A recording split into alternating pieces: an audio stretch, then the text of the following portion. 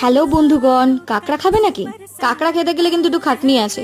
এই যে কাঁকড়াগুলোকে প্রথমে ভালো করে ধুয়ে এই যে এর দড়িগুলোকে ছিঁড়ে তারপর ভালো করে একটা ব্রাশ দিয়ে সুন্দর করে এটাকে পরিষ্কার করতে হবে। এই খাটাখাটনিগুলো যদি করতে পারো তবেই কাঁকড়া খেও। যাই হোক, বাকিটা কিন্তু তোমরা দেখে নাও, খুব ইজিলি হয়ে যাবে। কাঁকড়াগুলোকে নুন হলুদ দিয়ে জল দিয়ে প্রেসার কুকারে আমি 3-4টে সিটি মেরে নিচ্ছি। এবার কড়াইতে তেল গরম করে তাতে জিরে আর গোটা গরম মশলা ফোড়ন দিয়ে তার মধ্যে আদা রসুনের পেস্ট দিয়ে ভালো করে নাড়িয়ে তারপর পেঁয়াজটা দেবে, দিয়ে ভালো করে নরম করে হয়ে গেলে তার মধ্যে দিয়ে দিচ্ছি টমেটো পিউরি। কষে তেল বেরিয়ে এলে হলুদ, জিরে গুঁড়ো, কাশ্মীরি রেড মির্চ পাউডার আর একটুখানি লঙ্কা থেতো করে ভালো করে মিশিয়ে তেল ঝরে এলে তার মধ্যে সমস্ত কাঁকড়া দিয়ে আবার মিশিয়ে ঢাকা দিয়ে রাখবো।